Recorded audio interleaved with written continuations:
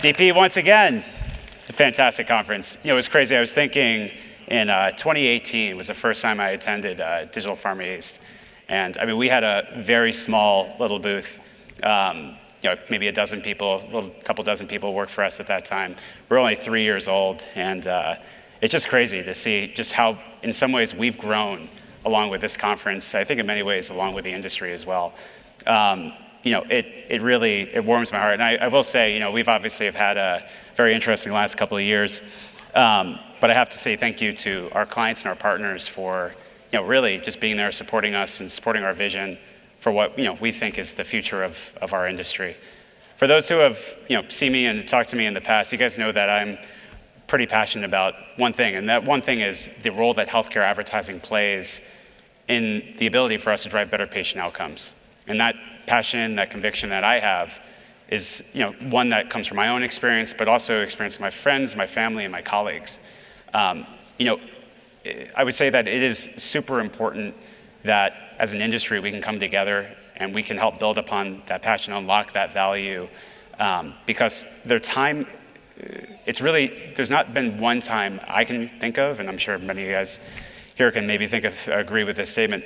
We are kind of, we're at a point in time where we really need to be unlocking, communicating with our patients and providers in the most effective way.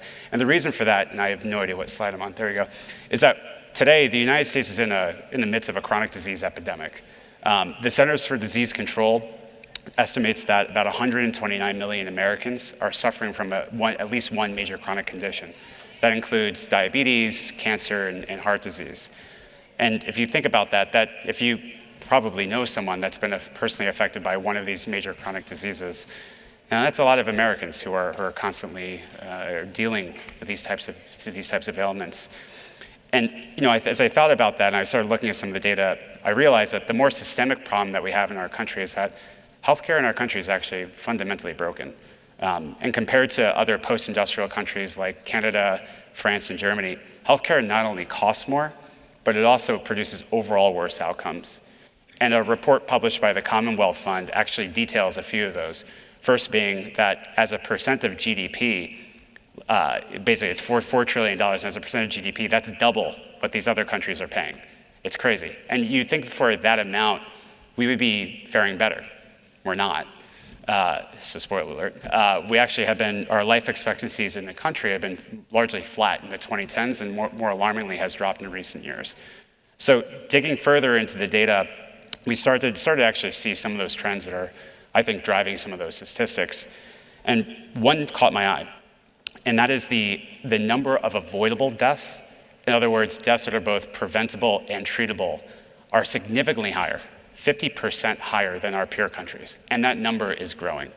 That number, just for context, that's 350,000 Americans that die each year because they fail to take basic preventative health measures. Like, for example, like knowing when to call your doctor in a timely way. To me, that's really a failure of basic public health education. And it's nearly definitive proof that the way health information is communicated in our country is broken. And we're not the only people to see that trend either. Earlier this year, I attended the IAB's annual leadership meeting, where I listened to the then CMO of Pfizer, Drew, talk about what he sees as well. And to quote him specifically, only 20% of health outcomes are achieved with a pill. Over 50% of outcomes are achieved through health literacy, behavior change, and health information. That's a really powerful statement coming from the then CMO of a major life sciences company. And it's clear to me that promoting good health behaviors and basic health literacy are just as important as the therapeutics that we're bringing to market each day. I think, my friends, I think this should be our industry's rally call. So in that case, what should our role be? What exactly is that? During this conference, you're going to hear a lot about patient centricity. And in fact, I spoke actually about it here last year. Delivering health information and patient education is actually not a checkbox in a workflow. It's something that needs to happen continuously over time. And the continuous support, patients and providers need that during their entire journey. So our role as health marketers, as we all know, is to create awareness, provide hope, and encourage those important and sometimes difficult conversations. Yet achieving patient centricity is a difficult and a multi-dimensional type problem. It requires a highly integrated set of tools that together orchestrate the support a patient needs when they need it the most. That includes providing patients with timely and relevant information about their conditions and available treatments at any given point along their journey. So doing so, as we all know, only serves to create a more powerful, empowered and more informed patient. And that is why I believe that as an industry, we should envision a world where our healthcare advertising is as prescriptive as the treatments that we are marketing. The great news is that this is becoming more possible than ever. And that's due to an availability of health data, rising availability of health data, and rising engagement with digital media. These trends together are creating an opportunity for us to apply our clinical and scientific rigor to the way that we're engaging with our audiences daily. But to achieve this, I believe that we need to start thinking of ourselves and our work differently.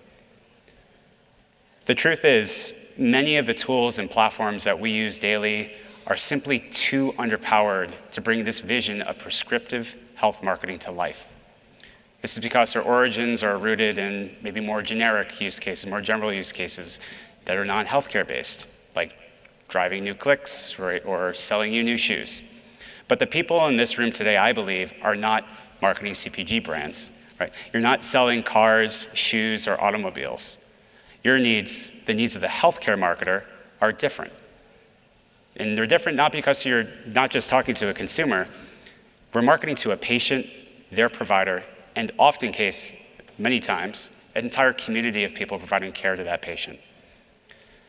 And the key dimension that these generic tools and platforms often fail on, the one most important thing that sets apart good marketing in healthcare from ineffective marketing, is time.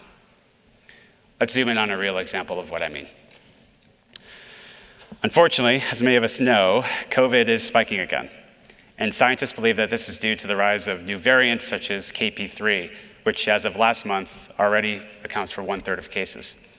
At DeepIntent, my company, we ingest these data daily. We spend a lot of time looking at these trends. And like others, we've observed that this year's fall spike is happening again earlier than usual, which is a critical insight for our public health response. And like prior years, vaccines will once again be our biggest ally to flatten the curve and greatly reduce risk for vulnerable populations.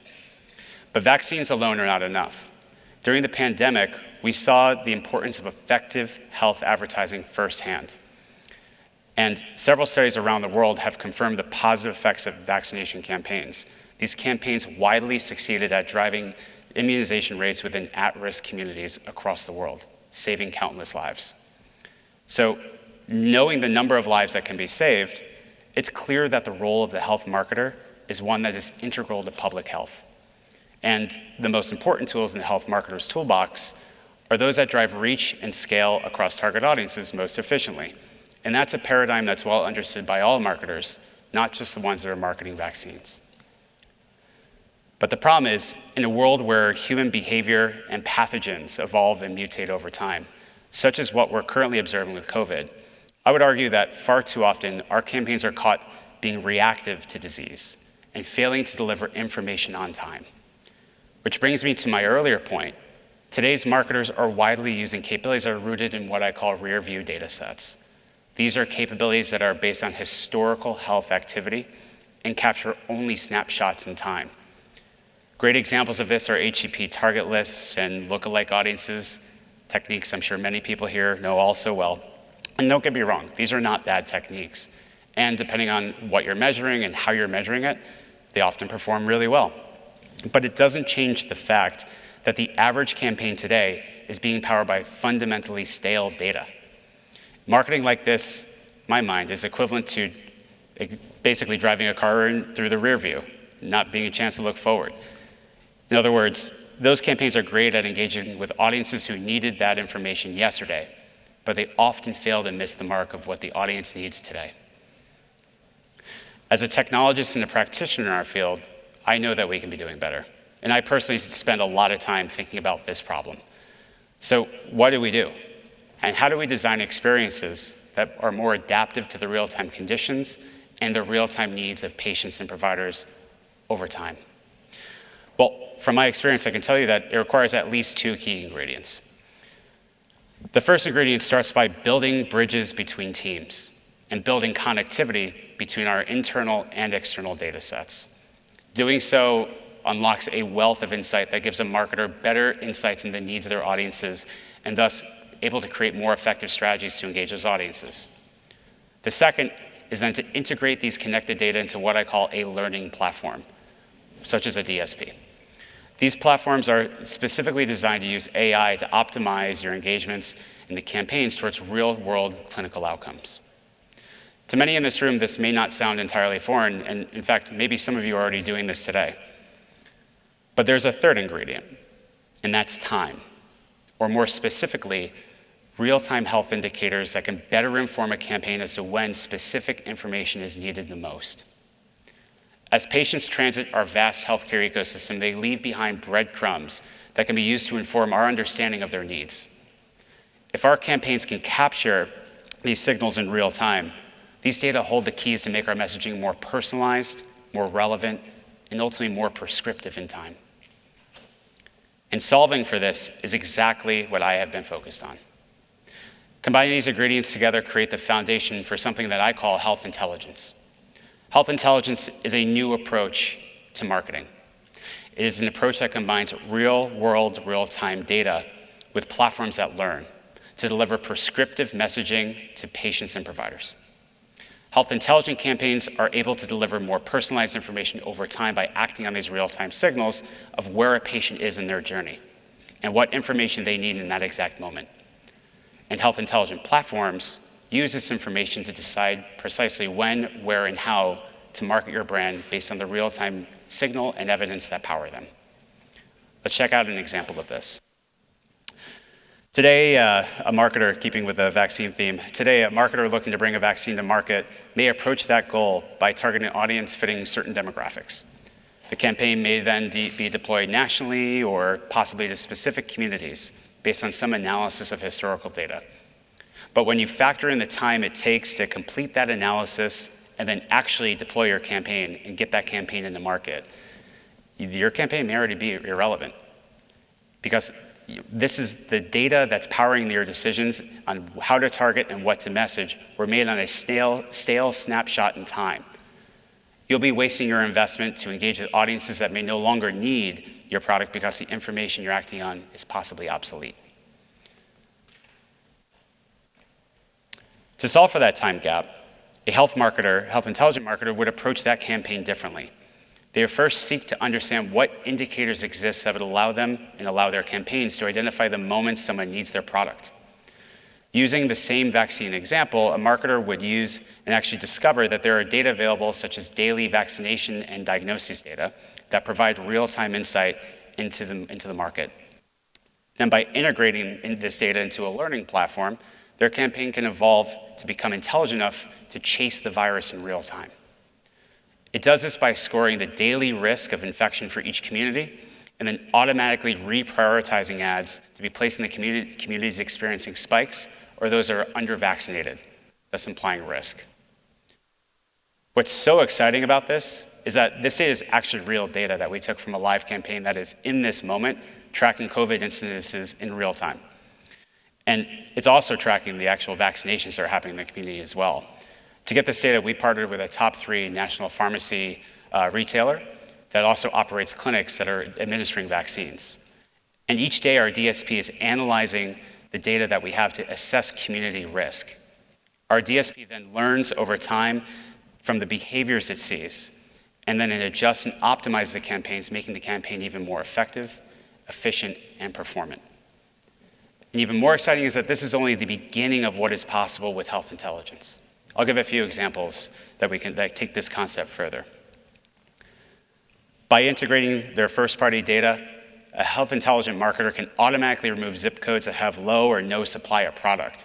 This is equivalent of stocking data. This creates higher relevancy by dynamically suppressing messaging when and where there simply is no product available. Health intelligent marketer may also seek to integrate second-party contextual and search data, allowing them to understand which communities are actively seeking for and engaging with content about symptoms or disease in real time. And of course, the health intelligent marketer can always lean in on the historical data that they use today. Examples of this include lookalike models of vaccine hesitancy to help them explicitly target or suppress audiences who are likely or unlikely to ever vaccinate. As we begin to pull the thread on what's possible, we begin to see that health intelligence is not just a data-driven methodology, it's actually a time-based approach. It's an approach that's applicable for all therapeutic categories and treatments. For example, marketers of oncology brands know the importance of timely intervention and will appreciate the value that real-time labs data can provide in terms of the context of what the patient needs in that moment. Those marketing brands for skin conditions or migraines and eye care know the important role that over-the-counter medications play in the patient journey. These marketers can now tap into indicators present within retail purchase data. And as the adoption of smart devices and wearables grow, brands for heart conditions, obesity, and diabetes will soon be able to tap into a wealth of predictive indicators present within that data as well. At this point, you may be starting to think that health intelligent marketing provides a compelling blueprint for the future. The truth is, it's possible today, and it's never been more important. Today, brands are competing for the attention of patients and providers in real time. And the more data your campaign has at its disposal, the more intelligent it can be at making decisions, driving outsized performance and efficiency. The data you need exists today. And data exists today both within your organizations and across a vast ecosystem of second-party and third-party partners. It just needs to be connected. And learning platforms like DSPs are sophisticated and capable enough to ingest all types of data, and they just need to be integrated. Combined together, your campaigns will become health intelligent, and they can begin prescriptively delivering information to the needs of your audiences in the moments they need it most. But most importantly, this all starts with you and the conversations like the one that we're having today. To get started, we have 3 specific actions that we recommend you take to embrace this health intelligent paradigm. And the good news is that chances are you're probably well on your way. First, marketers should begin to take inventory of all the data available in their organizations. Knowing when and how and where data is being maintained and refreshed is foundational to maximize the value of your first-party data. For some, this may require engaging with new teams, but ultimately there is no one that knows the needs of your audience better than you and the teams that you work with. Tapping into that collective knowledge and experience within your company and across your partners creates more opportunity to drive stronger and more differentiated engagement and outcomes. Second, marketers should take the lead in building connectivity between their owned data and the partners with whom they deploy media. From experience, I can tell you that there are few organizations in our industry who both are purpose-built and are deeply proficient when it comes to working with health data. And there are even fewer who lead the industry in defining the best practices and that are deeply and deeper connectivity within all facets of the ecosystem, including regulators, right? Including data privacy teams, including outside the IAPP, for example. So building connectivity with these partners that have demonstrable experience with health data becomes critical for future success and the long-term viability of your campaigns. Third, marketers should actively seek out data that enhance your real-time understanding of your audiences. They should test and acquire new signals that are indicative of patients' need all along their journey. Marketers should push their partners to help them innovate by developing new strategies and analytics that continuously drive stronger performance and adaptability. But perhaps the best news is that our industry is ready. The foundations of health intelligence are in place today, and our marketplace is quickly adapting to embrace this new paradigm. As brands continue to scale up their investment in digital activations, we see more and more partners and channels not only laying the foundation for this future, but actively contributing to it. For example, new partnerships between endemic publishers and DSPs are combining a deeper contextual understanding of content with real-time targeting, measurement, and optimization. These partnerships are proof that companies are breaking down traditional silos and building connectivity between data, media, and measurement. And partnerships like this will prove to be vital as we build capabilities that navigate the challenges and the complexities that lay ahead. On that note, we all know that there are challenges facing our industry, and I'm sure you're going to hear about a lot of them this week. you haven't already. But as you listen, please believe that none of these should be seen as dire. To the contrary, I invite you to consider each of these an opportunity. An opportunity for us to evolve our methods, to hone our technologies, and ultimately redefine our role in the broader way that healthcare is delivered in our community. I believe that our vision for health intelligent marketing illuminates a path for all of us to achieve exactly that. By enabling our messaging to be as prescriptive as the treatments that we are marketing, we lend a deeper purpose to our work. We provide our stakeholders and our communities with a new lens through which they can appreciate our active role in healthcare. And you look through that lens, one will clearly see that the marketing we do here is simply different. The work we do is not only an integral part of patient care, but it's also a critical part of our public health response to the various epidemics that so unfairly burden our country. And with this, I could not have more conviction in the need, the viability, and the value of health intelligent marketing. It's what we must do, and it starts with all of us here.